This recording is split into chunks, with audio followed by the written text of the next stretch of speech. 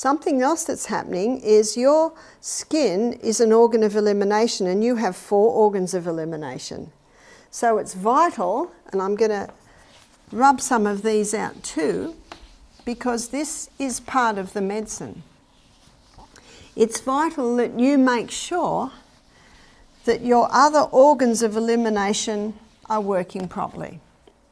So that is your skin. We've talked quite a bit about the skin, and that's your natural clothing, making sure that anything you put on your skin is natural fibre or natural creams.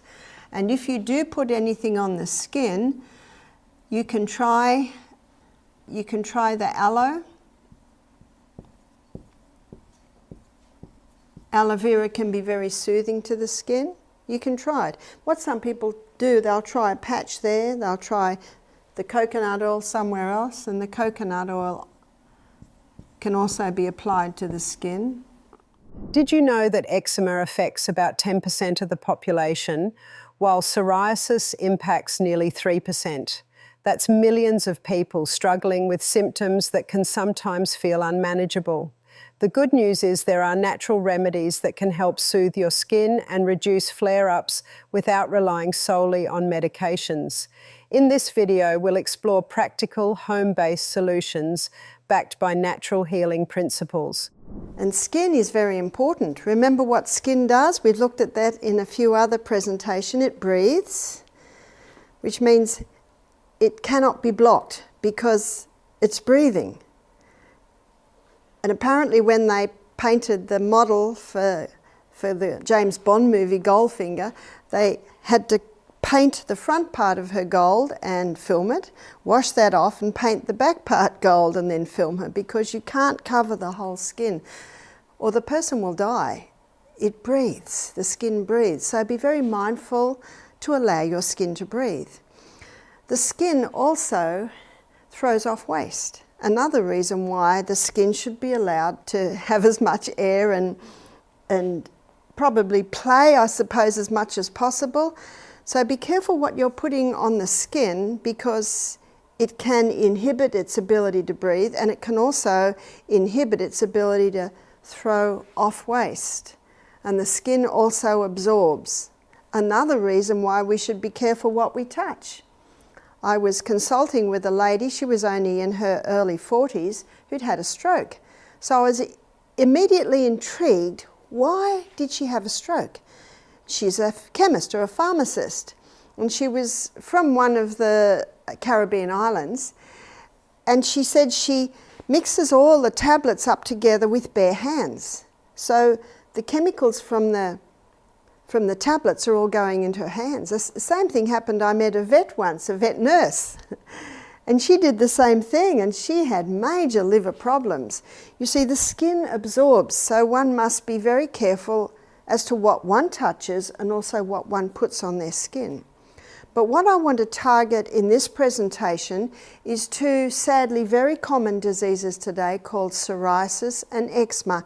Eczema is usually the name given for a baby or a child, and psoriasis is usually the name given to the skin disease in the latter years. When I say latter years, I don't mean the elderly years, I'm probably meaning latter past teenage years. So getting into the 20s, 30s, 40s, it's often called psoriasis.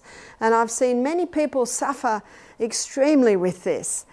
And again, we need to know why. Because remember Newton's third law of motion, that to every action there is an equal and an opposite reaction. So as I go through this presentation, looking at some of the causes, I'm going to be using a couple of stories of people that have come across my path and the factors that came together to cause their psoriasis. And I'm also going to be, as I weave through these stories, show you how they totally conquered it. Did you hear that? Every case of psoriasis, eczema that I have come across, they have been able to conquer it. But I think what we'll do is we'll begin with the babies. So if a baby has psoriasis, I begin to investigate. I talked to the mother and I say to the mother, is the baby bottle fed? And if the baby is bottle fed, I inquire as to the type of milk the baby's on. And if the mother says it's on a cow's milk formula, then my suggestion is to change over to a goat's milk formula. I don't know about other countries, but I know in Australia you can buy some very nice goat milk formulas. In fact, I think 3 of my grandchildren were raised on the goat milk formulas, so you can get some very good ones. So go over to the goat milk formula, because an allergy to dairy is one of the big factors in the skin diseases. And if the mother is breastfeeding, then I inquire to the mother if the mother's having dairy. Another factor can be wheat, the hybridized wheat. Another factor that can contribute to skin diseases, particularly eczema and psoriasis, is the consumption of processed foods. Many processed foods contain additives, preservatives, and artificial colours, which can trigger inflammatory responses in the body. These ingredients may not only affect internal organs, but can also show up on the skin. The skin, being the largest organ in the body, is often the first place where the body expresses its internal imbalances. These processed foods, especially those high in sugar and unhealthy fats, can wreak havoc on the skin by triggering inflammatory responses that worsen conditions like psoriasis and eczema. Environmental toxins are also a significant contributor. Things like pollution, household chemicals, and even certain cosmetics can affect the skin's natural balance. The skin is constantly exposed to the environment, and if it's exposed to harsh chemicals or pollution, it can lead to irritation or exacerbate existing skin conditions. I have worked with clients who suffered from severe flare-ups simply due to the cleaning products they were using in their homes. Switching to natural chemical-free products often helped relieve some of their symptoms. Another key factor to consider is stress. Stress is a powerful trigger for many skin conditions, including eczema and psoriasis. The body's response to stress involves the release of cortisol, a hormone that in high levels can cause inflammation and weaken the skin's natural barrier. For many people, managing stress through relaxation techniques such as yoga, meditation, or even regular exercise can lead to a noticeable improvement in their skin. It's also important to consider the role of hydration. Dehydrated skin is more prone to irritation and flare-ups of conditions like eczema and psoriasis. Ensuring adequate water intake and using moisturizing lotions or oils can help support the skin's natural ability to heal and protect itself. Some oils, such as coconut oil or jojoba oil, have anti-inflammatory properties and can soothe the skin, making them particularly helpful for those suffering from skin conditions. How the wheat was hybridized in the 1950s, so it created a structure in the protein or the gluten part of the wheat that is very, very difficult to fully break down for the body. And if it's not fully broken down by the body, it gets into the blood, then antibodies are created and you get this whole reaction in the body, and it's one of the contributing factors to eczema. So I'll give you the story of one lady, and she said, yes, I am having wheat, yes, I am having dairy. Refined sugar, she said, no, I don't have refined sugar. Peanuts can be another factor. So I suggested she have the almond milk instead of the peanut butter. So almond butter instead of peanut butter, and almond or organic soy milk instead of dairy milk. And for the wheat, I said initially it would be good to go off all bread. Now once the baby's eczema is conquered, you could start with the ancient grain breads, but initially to stop all bread. So she can eat rice, she can eat millet and buckwheat. There are many grains she could eat. After 1 month, the mother sent me a picture and the baby still had patches of eczema on it. The baby was about 8 months of age. And I said, please keep going. Please don't give up, because a slice of bread can be out of your body within 24 hours, but the effect can remain for even up to 2 months. At 2 months, I get an email with photographs of a baby with no eczema. She said, thank you so much. I didn't realize And of course, most people don't realise it. And there are ladies that are breastfeeding their babies and they're eating dairy and they're eating wheat and their baby doesn't have eczema. I find that when a situation arises in the body, there can be many factors. Many factors. That's why these 8 laws are used as the investigators. Are they having fresh air? And another lady told me that her baby developed eczema when they went into a new house. And when we investigated in the house, the little cot where her baby slept, there was black mould. Now, it wasn't there when she first put the cot there, but they found out there was a leaking tap behind the wall, and because the cot was nestled into the corner and had the bedding in there, that they never saw it. Another lady told me that her baby developed eczema after they'd moved into a new house, and the baby was always sick. So I suggested that they go to the real estate and find out if the house was sprayed. Sometimes houses are sprayed with strong chemicals just before the person moves in, and she found that that was the case. And the baby felt it more than anyone because the baby was crawling down on the floor, and the baby had no eczema until they'd gone into that house. So that's a fairly obvious connection. One key factor I often bring up is environmental toxins. The chemicals that are in the air, in cleaning products, and even in the materials used in furniture and bedding can all play a significant role in skin reactions. In some cases, it's not just the food, but a combination of factors that contributes to a skin condition like eczema. For example, one mother mentioned that her child seemed to get worse after cleaning the house with strong chemicals. She had no idea that these substances could irritate her baby's skin, and once she switched to more natural, non-toxic cleaning products, she saw improvements. It's important to take a step back and evaluate the overall environment the baby is in, whether it's the food they eat, the air they breathe, the materials they come into contact with, or even the emotions they're exposed to. Stress, for example, can have a powerful effect on skin conditions. In some cases, when mothers are stressed or anxious, their babies can pick up on those emotions, and it can show up in the form of eczema flare-ups. So I recommend focusing on creating a calm, peaceful environment, not only for the baby, but also for the entire family. Another thing that I found helpful is to encourage these mothers to keep a detailed journal. I ask them to note everything that could potentially affect the baby's condition: food, environment, emotional stress, even weather changes. This helps us identify patterns and triggers more clearly. For instance, one mother noticed that her child's eczema worsened during certain seasons, which pointed to possible seasonal allergens. In such cases, I suggest using air purifiers and keeping windows closed during peak pollen seasons. Is there anything you can put on the skin? Well, unfortunately there isn't, because it's from the inside. Now, a little coconut oil might bring a little relief. Sometimes aloe vera can bring a little relief. If the baby's itching, ice. Ice is the best. If you scratch an itch, it feels good, but then after you've scratched it, oh dear, it's even itchier, and even now it's hurting, and maybe the skin is broken. But if you ice it, that just kills the itch, just totally kills the itch. And sometimes it'll kill the itch for several hours.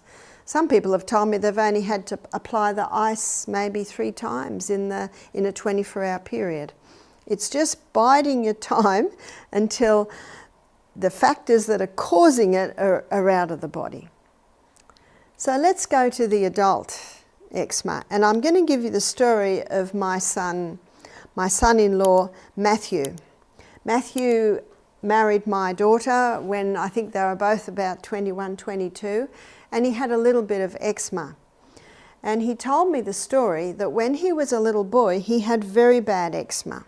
He said he can remember his legs bleeding. He used to scratch so much. And he can remember his parents fighting. The mother didn't want him to have the cortisone cream, but the father did, to bring him some relief. And he said, if Dad won, I got the cream and got a bit of relief. But he said it always came back. And so now he's 22, and it's a little bit under control because he discovered if he keeps away from dairy and he only has a little bit of wheat, it's kept under control. There was a little bit in the corner of his arms and a little bit in his hair, but he said it was much managed. And then he moved to Queensland to do a course. And while he was doing the course, he was doing a massage course, he stayed in an old house. Now this house was about to be demolished. So he's 22, I think, at the time. He and another 2 young guys got the house cheap, $10 a week rent, something like that. So for young guys who don't have a lot of money, that was very attractive. So they went into this old house, and unbeknownst to them, there was a lot of mould in the house. There was a lot of big trees over the house, and of course the young guys didn't even think of that. And they were out working all day, so they were just really sleeping there. And Matthew got boxes of bananas cheap. So he was eating, probably half of his diet was just bananas. He said it was just real easy. He'd get bananas and bread for lunch and bananas and cereal for breakfast, and he'd just cook up a heap of veggies at night and have bananas for dessert. They were very proud of themselves that they had this cheap food. But if you know bananas, it's very high in sweet.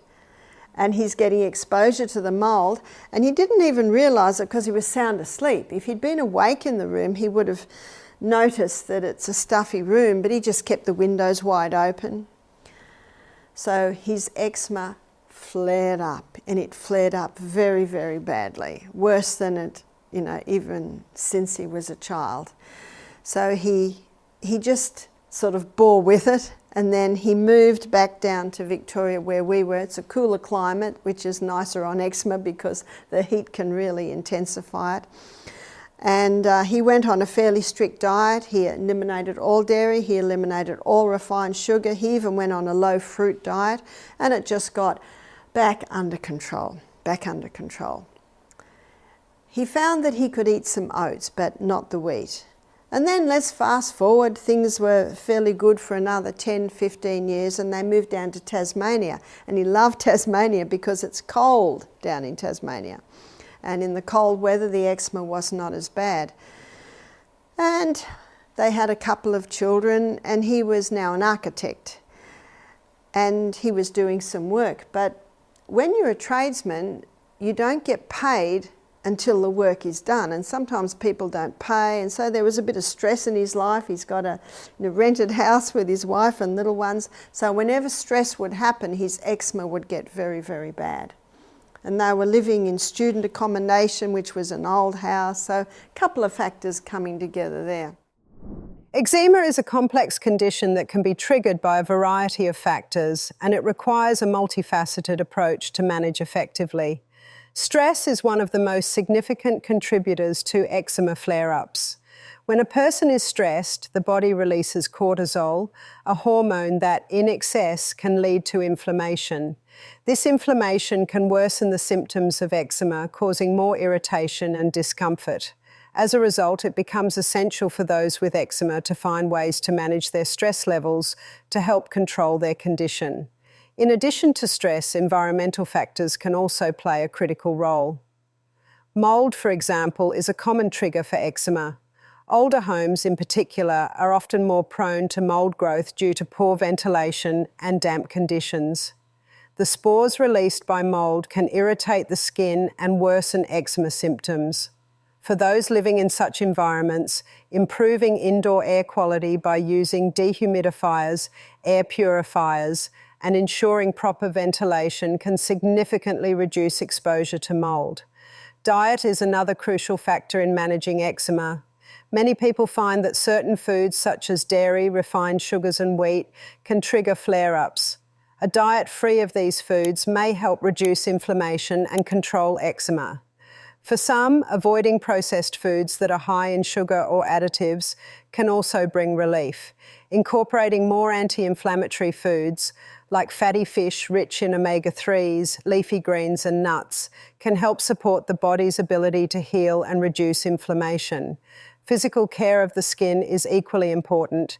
Keeping the skin moisturised is essential in managing eczema, as dry skin can make the condition worse. Using gentle, fragrance-free moisturizers regularly can help lock in moisture and prevent flare-ups.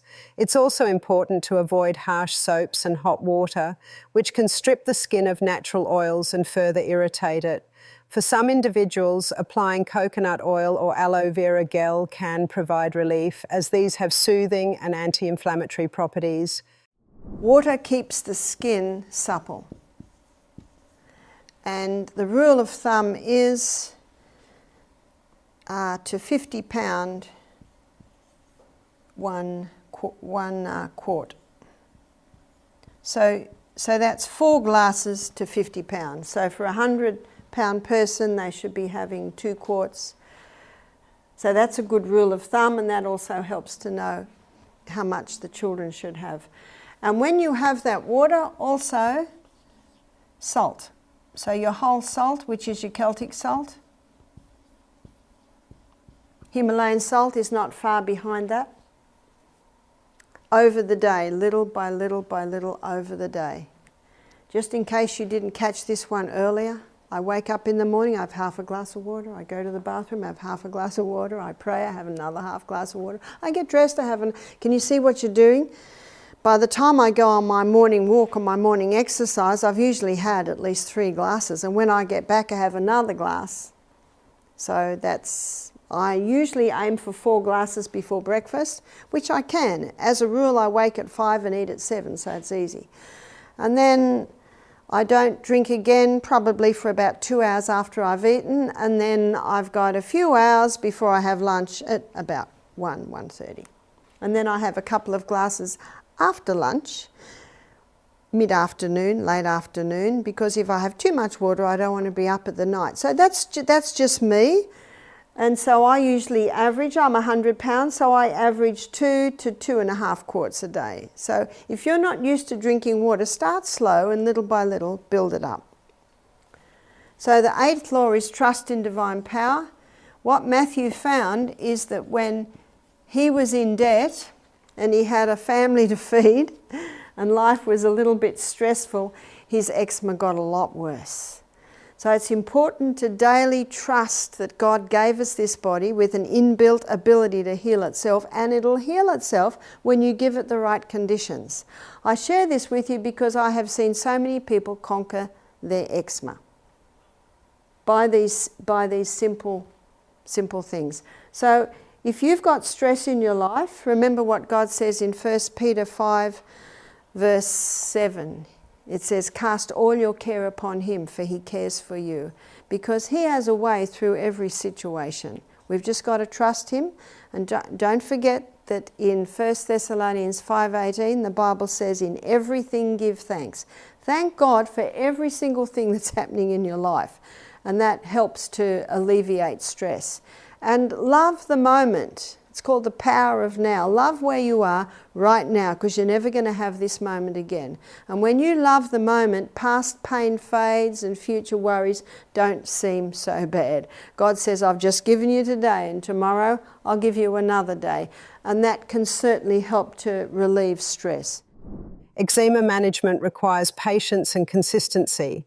It's important to understand that flare-ups may still occur despite the best efforts, but by addressing the various triggers and making lifestyle adjustments, people with eczema can significantly reduce the severity and frequency of these flare-ups. Thank you for watching. I hope these tips help you find relief from eczema and psoriasis. Remember, your skin health is important, and taking natural steps can make a big difference. If you found this video helpful, don't forget to like, subscribe, and share it with others who may benefit. Take care of your skin, and I'll see you in the next video.